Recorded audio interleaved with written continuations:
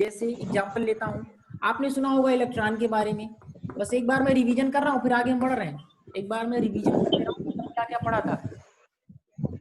विद्युतदर्शी मैंने बताया था ना, एक फाइल होता है इस तरीके से, इसमें दो लोग लगे रहते हैं, ये दोनों मेटल के रहते हैं, यहाँ स्पर्श कराइए आप, ये फैलेगा तो प्रतिकर्षण, नहीं तो मतलब अगर समान होगा तो प्रतिकर्षण, और अगर विपरीत चार्ज होंगे तो आकर्षण होगा। अगर कोई चार्ज नहीं होगा तो फिर कोई कुछ प्रभाव नहीं पड़ेगा। एक बात ध्यान रखिएगा, आवेश को जांचने के लिए सबसे परफेक्ट होता है प्रतिकर्षण, ये थोड़ा आप ध्यान रखिएगा। अगर आवेश की प्रकृति आपको चाहिए तो प्रतिकर्षण किसी तरीके से वो ज्यादा परफेक्ट है, वो ज्यादा कह सकते हैं प्रेशराइज, मतलब ज्यादा शुद्ध माना जाएगा अगर आप प्रतिकर्षण से पता करेंगे उसको आवेश को। आकर्षण क्या होता है, वो अनावेशित और आवेशित के भी मध्य हो जाता है, ये दिक्कत है, इसलिए ज्यादा बेस्ट है प्रतिकर्षण से आप चलिए। जहां समस्या होगी पूछते चलिएगा। आवेश की प्रकृति का मतलब समझ लीजिए एक बार, आपको मालूम होना चाहिए कि नेचर में हमने सबसे जो छोटा पार्टिकल देखा वो कौन है, इलेक्ट्रॉन। तो हमने क्या किया, इलेक्ट्रॉन पर आवेश चेक किया, और जब इलेक्ट्रॉन पर आवेश चेक किया तो इस पर आवेश होता है 1.6, कुछ वैल्यू होगी ना, मैंने बताया था, और मात्रक इसका मैंने कल बता रखा है कूलम। लेकिन यहां मैं देखो क्या लगाने वाला हूं, माइनस। तो ये माइनस क्या है, ये है इसकी प्रकृति है, कमी नहीं है। जैसे जैसे मैं कहूं एक लोग के पास +10 रुपए, एक लोग के पास -10, तो -10 रुपए मतलब 10 रुपए की कमी, लेकिन ये कमी नहीं है, बात ध्यान रखिएगा, कई बार एग्जाम में आया, ये कमी नहीं, ये क्या बता रहा है, प्रकृति है कि नेगेटिव है। अच्छा, इसके बाद इसमें और हमने कुछ बातें बताई थी, विद्युतदर्शी हो गया आपका, पॉजिटिव नेगेटिव होते हैं, कुछ प्रॉपर्टियां मैंने बता रखी हैं। अब हम आगे सीखने वाले, अगर कोई दिक्कत होगी तो आप पूछ लीजिएगा, अगर मतलब कल वाले लेक्चर में कोई टॉपिक नहीं समझ में आओगे तो आप बीच में पूछ सकते हैं। अब हम आगे सीख रहे हैं, अब आगे की कुछ प्रॉपर्टी समझिए, इसके बाद जो इंपॉर्टेंट रहेगा ध्यान से समझिए। आगे की जो सबसे इंपॉर्टेंट प्रॉपर्टी वो ये है कि यदि जो आपका आवेश होता है, ध्यान से समझते चलिएगा, जो आपका आवेश होता है निर्देश तंत्र पर निर्भर नहीं करता, निर्देश तंत्र पर निर्भर नहीं करता, निर्भर नहीं करता।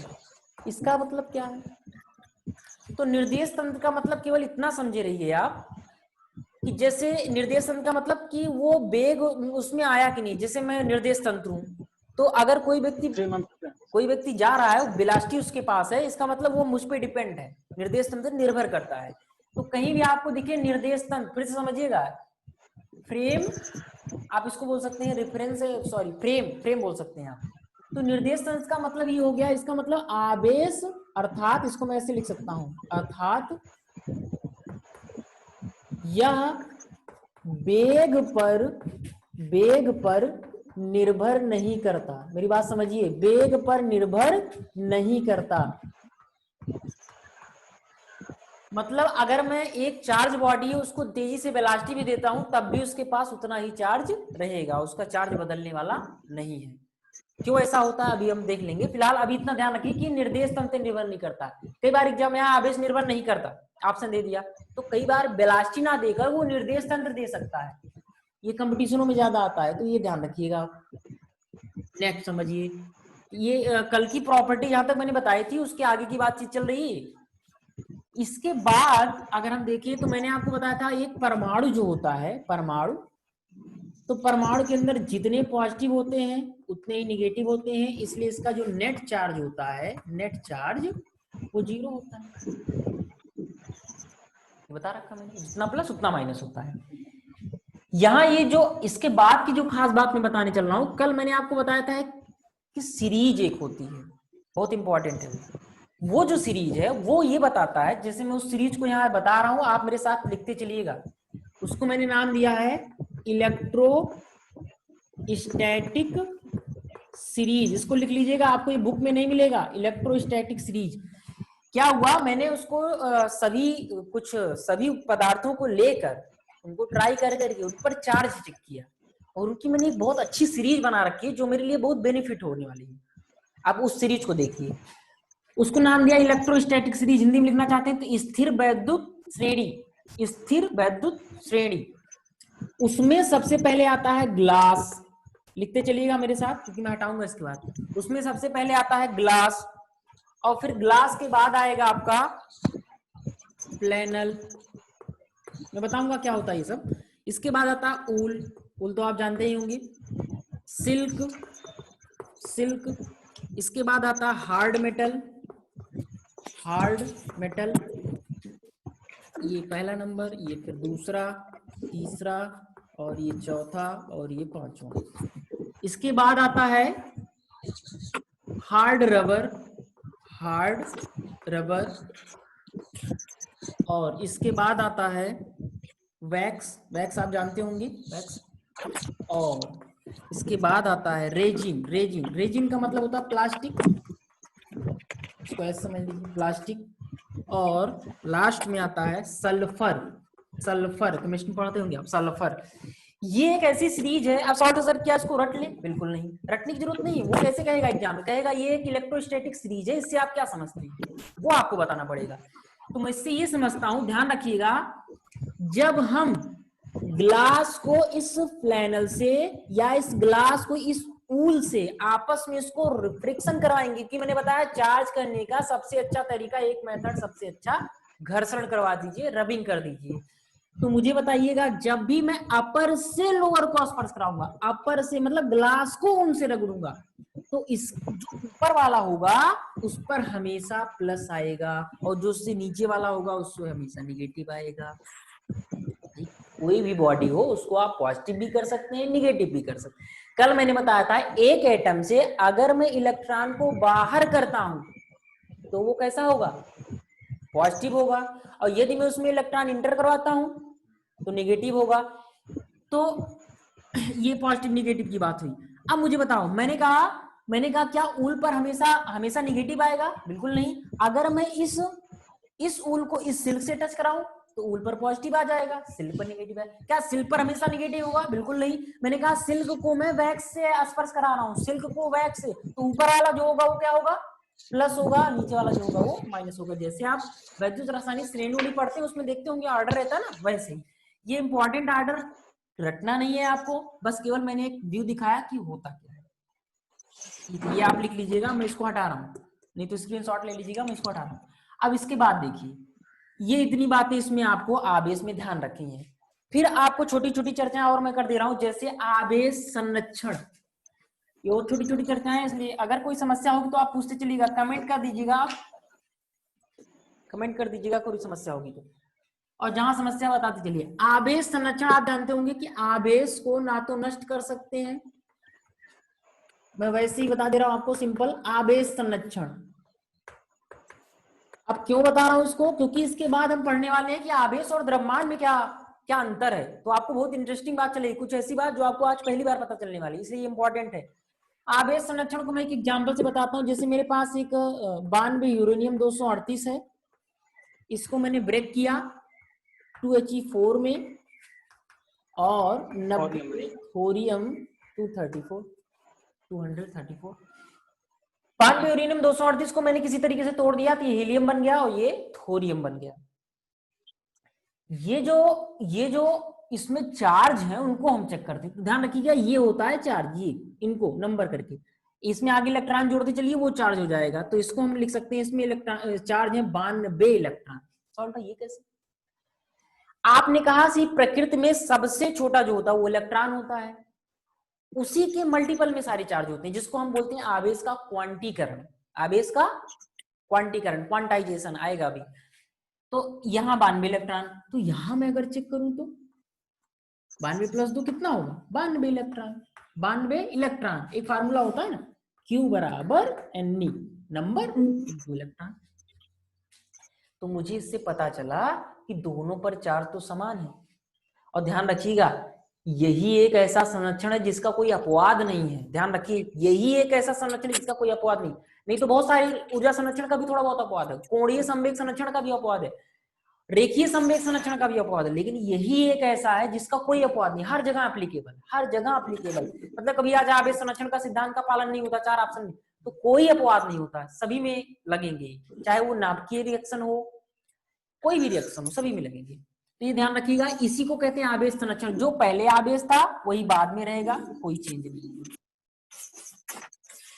अब इसके बाद हम आते हैं, इसके बाद कभी कभी आता है इलेक्ट्रॉन थ्योरी। केवल सुनना है आपको, कई बार आया है इलेक्ट्रॉन थ्योरी। आपसे क्या कहेगा, कहेगा इलेक्ट्रॉन कॉन्सेप्ट या इलेक्ट्रॉन थ्योरी के बारे में समझाइए, कि आपके स्टेट लेवल एग्जाम में आ चुका है। तो फिर क्या समझाएंगे आप? केवल इलेक्ट्रॉन के बारे में थोड़ी बहुत चर्चा करनी है मुझे। तो मैंने तो कल आपको बता रखा, बस एक बार व्यू दिखाना। आप मुझे बताइए, समझते चलिएगा मेरी बात को। पहला आप अपने हिसाब से इसको आप लिख लीजिएगा, क्योंकि मैं इसमें टाइम ज्यादा नहीं दे रहा हूं। मैंने आपको बताया था, यदि आप एक परमाणु में से इलेक्ट्रॉन को बाहर करते हैं, इलेक्ट्रॉन को बाहर करते हैं तो ये पॉजिटिव हो जाएगा। यदि इलेक्ट्रॉन को इंटर करवाते हैं तो ये निगेटिव हो जाएगा। ये भी एक इलेक्ट्रॉन की थ्योरी में ही आता है, ठीक है। फिर आप इसमें आगे क्या लिख सकते हैं कि यदि इलेक्ट्रॉन बाहर जाएगा तो इसका द्रव्यमान कम हो जाएगा, यदि इलेक्ट्रॉन इसमें इंटर करेगा तो इसका द्रव्यमान बढ़ जाएगा। इतना ही इलेक्ट्रॉन थ्योरी में लिखेंगे। अब इसके बाद हम जो आते हैं वो हम आएंगे द्रव्यमान के और आवेश में डिफरेंस क्या है। ये इंपॉर्टेंट है कि आवेश और आपके मास में क्या डिफरेंस होता है, उसको हम देखेंगे। आपके कई बार एग्जाम में आए। मुझे कमेंट करिएगा, अगर कोई समस्या होगी तो तुरंत मुझे बताइएगा, कोई समस्या होगी तो तुरंत मुझे बताइएगा। इसको मैं हटा दूं। तो आवेश संरचना मुझे लगता है आपको समझ में आया होगा। अब मुझे बताना यह है आपको कि आवेश और द्रव्यमान में क्या, अपने अपने मन से बोलते चलिए कि मुझे क्या मालूम है कि आवेश और द्रव्यमान में क्या अंतर है। आप स्वयं से सोचते चलिए, स्वयं से सोचते चलिए, मैं तो बता ही रहा हूं, आप स्वयं से सोचते चलिए। तो सबसे पहला जो अंतर है वो बहुत ही अच्छा है कि ये एक व्युत्पन्न राशि है। ये एक व्युत्पन्न राशि है, जबकि ये मूल राशि है। ये एक मूल राशि है। ये आप समझ पा रहे हैं? मूल राशि, व्युत्पन्न राशि। व्युत्पन्न राशि मतलब होता है जो किसी से मिलकर बना हो। तो किसी से मिलकर बना है, क्यों? बिल्कुल बना है। आपने फार्मूला पढ़ा होगा, Q बराबर I इंटू टी, या आप कह सकते हैं Q बराबर NE, ऐसा भी कह सकते हैं, या ये Q बराबर I इंटू टी। मतलब ये एक व्युत्पन्न राशि है, मिलकर किसी से बना है। जबकि द्रव्यमान, इसको मैं अलग से पहचानता हूं, अलग से पहचानता हूं। जैसे जैसे भार, भार हो गया, उसको अलग से मुझे नाम देना पड़ेगा। ताप, गर्माहट, ठंडपन, उसको अलग नाम देना पड़ेगा। लाइट, उसको अलग नाम देना पड़ेगा, क्योंकि सबकी जो प्रॉपर्टी अलग अलग है। ऐसे द्रव्यमान, तो ये मूल राशि है। तो पहला डिफरेंस, अपने मन से आप बोलते चलिए आपको क्या आता है इसमें, तब आपको याद हो जाएगा ही। दूसरा, आवेश जो होता है, आवेश, चार्ज, वो वेग पर निर्भर नहीं करता, वेग पर निर्भर नहीं करता। अभी आपने बताया वेग पर निर्भर नहीं करता। लेकिन अगर मैं कहूं द्रव्यमान, तो गतिशील वस्तु का द्रव्यमान बढ़ता है। इसका मतलब समझिए, गतिशील वस्तु का द्रव्यमान बढ़ता है। मतलब अगर कोई वस्तु गतिशील है, उसमें वेग है, तो उसका मास थोड़ा बहुत बढ़ेगा। अब कई बच्चे कहेंगे सर क्या मैं दौड़ के आऊंगा तो मेरा वेट बहुत बढ़ जाएगा? आपका वेट इतना बढ़ेगा कि आपको नगण्य महसूस होगा, पर बढ़ेगा। चेक करते हैं, फार्मूला आपने सीखा होगा, m बराबर m0 upon under root 1 minus v square upon c square. ये m0 क्या है? m0 है विराम द्रव्यमान। जैसे मैं स्थिर हूं, मान लीजिए मेरा वेट है 50 किलोग्राम, तो ये m0। v क्या है? जब वो दौड़ेगा जिस वेलोसिटी से। c क्या है? प्रकाश की चाल है। m क्या है? दौड़ने, जब दौड़ रहा हो तो उसका मास कितना होगा? निश्चित बढ़ेगा, निश्चित बढ़ेगा, गारंटी बढ़ेगा। कितना होगा वो तो कैलकुलेट करना पड़ेगा। तो ये दूसरा डिफरेंस हो गया। कहीं समस्या है पूछते चलिएगा। तीसरा डिफरेंस समझिए, तीसरा जो डिफरेंस है वो तो और इंपॉर्टेंट है। आवेश हमेशा संरक्षित रहता है, आवेश हमेशा संरक्षित रहता है, संरक्षित रहता है, परंतु द्रव्यमान नहीं, द्रव्यमान नहीं। द्रव्यमान हमेशा संरक्षित नहीं रहता है। सवाल था आपको कैसे पता चला, देखिएगा कैसे पता चला, मुझे बताना। आइंस्टीन ने एक फार्मूला बताया, E बराबर mc²। ये क्या कहता है, द्रव्यमान को ऊर्जा में, ऊर्जा को द्रव्यमान में। मैं आपको पढ़ाऊंगा न्यूक्लियर में, नाभिकीय भौतिकी में, वहां मैं आपको बताऊंगा कि आप 10 किलो मास से किस प्रकार से आप उसको ऊर्जा में कन्वर्ट कर सकते हैं c² के मल्टीप्लीकेशन से। वहां मैं आपको रियल एग्जांपल भी दूंगा कुछ। तो द्रव्यमान हमेशा संरक्षित नहीं रहेगा, इसको मैं ऊर्जा में, ऊर्जा को द्रव्यमान में कन्वर्ट कर सकता हूं, लेकिन आवेश हमेशा संरक्षित रहेगा, आवेश हमेशा संरक्षित रहेगा। और ये इतनी बातें आवेश और द्रव्यमान के बारे में। और भी कुछ इसमें क्लासिफिकेशन है।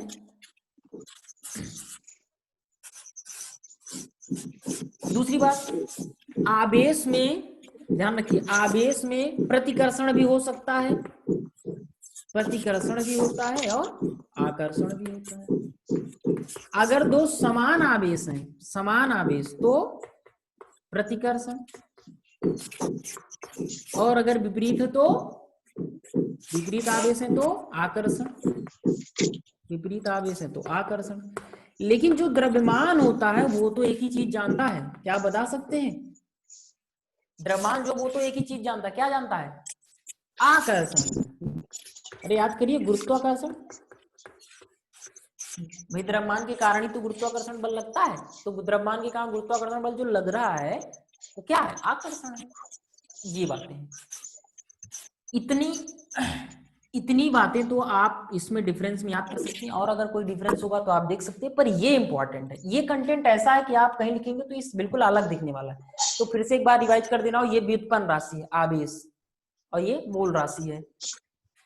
ये वेग पर निर्भर नहीं करता, ये निर्भर करता है, ये निर्भर करता है। गतिशील वस्तु का द्रव्यमान बढ़ जाता है, फार्मूले से आप कर सकते हैं। ये हमेशा संरक्षित रहता है, ये हमेशा संरक्षित नहीं रहता है। ये आकर्षण प्रतिकर्षण दोनों होता है, लेकिन ये केवल आकर्षण होता है। मुझे लगता है इन दोनों में आपको डिफरेंस समझ में आया होगा। और जैसे मान लीजिए कई बच्चों के मन में सवाल आता है, जैसे पदार्थ होता है ना, पदार्थ, इसको मैं हटा दे रहा हूं, इसको आप स्क्रीनशॉट ले लीजिए, अब जो भी करिए, इसको मैं हटा रहा हूं। तो अगर एग्जाम में आएगा आवेश और द्रव्यमान में आपका डिफरेंस, तो क्या आप बता सकते हैं? बिल्कुल। अब धीरे धीरे आपको इस टॉपिक में आपको आनंद आने वाला है भाई, और जैसे जैसे आप आगे टॉपिक पढ़ते जाएंगे और अच्छा लगेगा आपको। एक और इंपॉर्टेंट बात ध्यान रखिएगा, जैसे आपको मैंने बताया विद्युतदर्शी, विद्युतदर्शी में एक बात ध्यान रखिएगा, अगर मैं उसको एक्स रेज आपतित करवाता हूँ, एक्स किरण, एक्स रेज जानते हैं ना आप, उसमें विद्युत चुंबकीय तरंगों में आता है gamma, X rays. X rays अगर विद्युतदर्शी पर आप करते हैं इफेक्ट, तो वो हमेशा सिकुड़ता है, चार्ज उस पर कोई भी हो। ये बहुत इंपॉर्टेंट आप इसलिए कह सकते हैं क्योंकि कभी कभी कोई किसी एग्जाम में पूछ सकता है, सुनिएगा मेरी बात को, अगर इस पर आप एक्स रेज आपतित करवा रहे हैं, मान लीजिए पॉजिटिव निगेटिव हो, कोई भी चार्ज हो, पॉजिटिव पॉजिटिव हो, कोई भी चार्ज हो, तो ये निश्चित है ऐसे सिकुड़ जाएगा, सिकुड़ेगा, फैलेगा नहीं, तुरंत सिकुड़ जाएगा विद्युतदर्शी। हाँ, ये भी ध्यान रखिएगा कि विद्युतदर्शी ही नहीं है जो आवेश की प्रकृति को बताएगी कि पॉजिटिव निगेटिव, और बहुत सारे लोग हैं, इलेक्ट्रोदर्शी भी है शायद, और भी बहुत सारे लोग हैं। एक बात आप ध्यान रखिएगा, जैसे आपने सुना होगा, मैं बता दे रहा हूं, कुछ पदार्थों की प्रकृति उनके जैसे चालक है, कुचालक है, इस प्रकार सुना होगा आपने ना। तो कई बार बच्चे कंफ्यूज होते हैं, तो मैं आपको एक शब्द बता रहा हूं, जैसे मान लीजिए कुचालक ही है, तो कहीं भी कु आए या का आए, उसका मतलब हमेशा नकारात्मक ही है, निगेटिविटी ही बताएगा वो। जैसे मैं आपको एक एग्जांपल देता हूँ, मेरी बात समझिए, जैसे मैं कहूँ, जैसे आपने सुना होगा सपूत कपूत, सुना ना, सपूत कपूत, तो कपूत आ गया ना का, तो निगेटिविटी ही बताएगा वो। जैसे आपने कभी हिस्ट्री में सुना होगा सुशासन कुशासन, तो कुशासन मतलब क्या, वो निगेटिविटी बता रहा है। ऐसे ही कुचालक हो गया और सुचालक हो गया, कुचालक हो गया और सुचालक, तो ये तो निगेटिविटी बताएगा, लेकिन ये पॉजिटिविटी बताएगा। मतलब क्या है इसका, कुचालक क्या होता है, सुचालक क्या होता है? इसको आप इंसुलेटर कहते हैं, इंसुलेटर। इसको आप कह देते हैं कंडक्टर, कंडक्टर। इंसुलेटर क्या होता है सर? बस एक बार व्यू में देखेंगे। इंसुलेटर जिसमें धारा का प्रवाह नहीं होता है, या कह सकते हैं कि कुछ केसेस हैं जहां होने लगता है, लेकिन अभी ऐसा लिखिए जिसमें धारा का प्रवाह ना हो। अब सवाल था धारा क्या है? धारा जैसे पानी की धारा, ऐसे ही धारा विद्युत धारा होती है। जब आवेश बहुत तेजी से दौड़े, बहुत मूव करे, इसका मतलब ये है उसमें वो क्या हो रहा है, धारा जा रही है, धारा। तो अगर एक आपके पास कुचालक है तो उसमें धारा का प्रवाह नहीं होगा, लेकिन अगर एक सुचालक है तो इसमें धारा का प्रवाह बड़ी सुगमता से होता है। सवाल था सर मेरे लिए क्या इंपॉर्टेंस है? धारा का प्रवाह होता है, बहुत आसानी से होता है। कोई भी एग्जांपल ले लीजिए आप। जैसे सबसे अच्छा चालक होता है, आप कह सकते हैं, चालक भी बोलते हैं ना इसको, सबसे अच्छा चालक कौन होता है? चांदी। उसके बाद चांदी के बाद तांबा, तांबा। इसके बाद एल्युमिनियम। ऑर्डर मालूम होना चाहिए, दो ऑर्डर तो पता ही होना चाहिए। चांदी, फिर तांबा, और फिर एल्युमिनियम।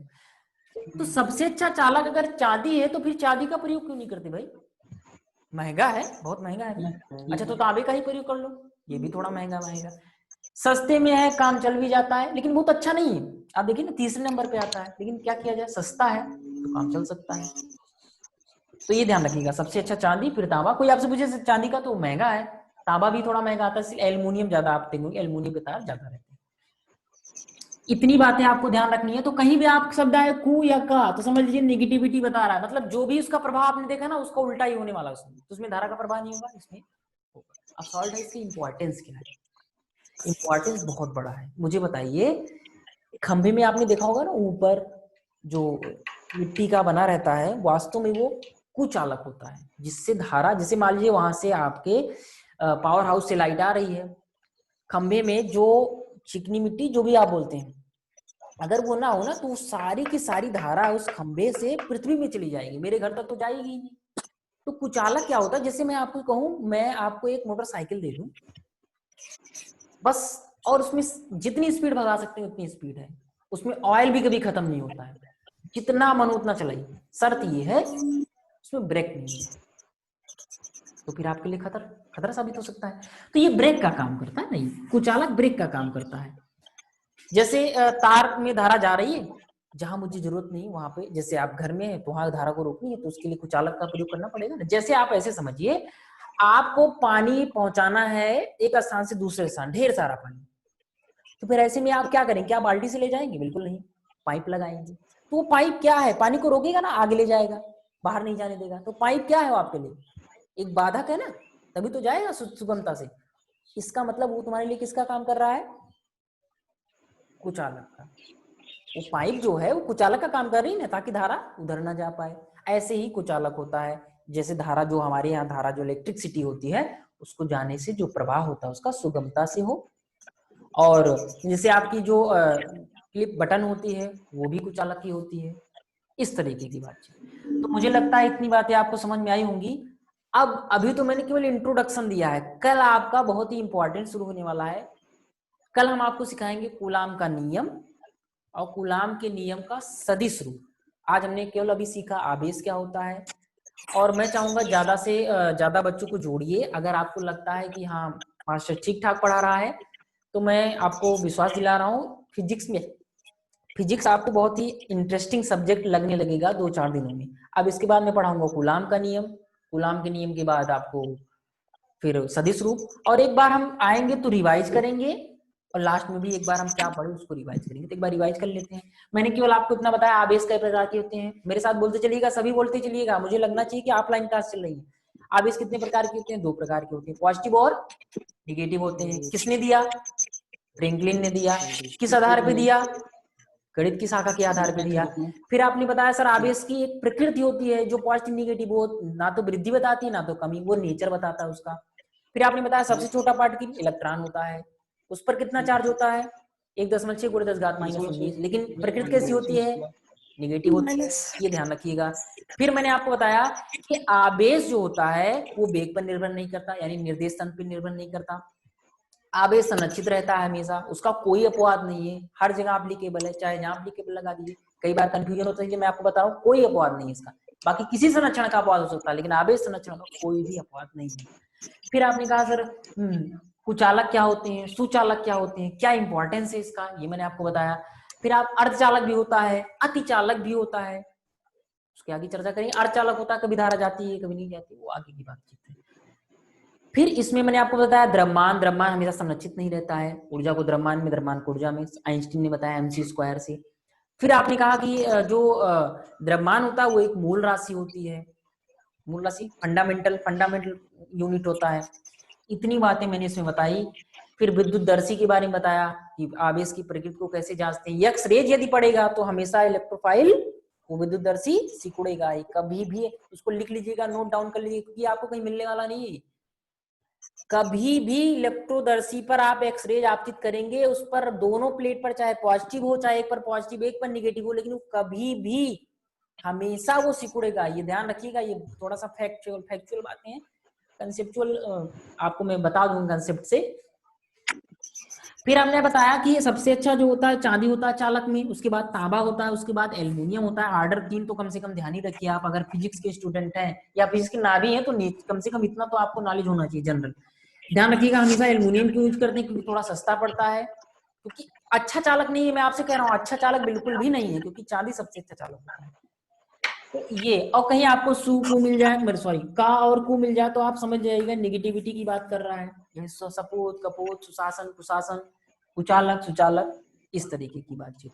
तो मुझे लगता है आपको समझ में आएगा। अगर कोई समस्या है तो बताइएगा। कोई अगर आपको लगता है कि किसी प्रकार का कोई सवाल आपसे मुझे कोई समस्या हो तो पूछिए आप।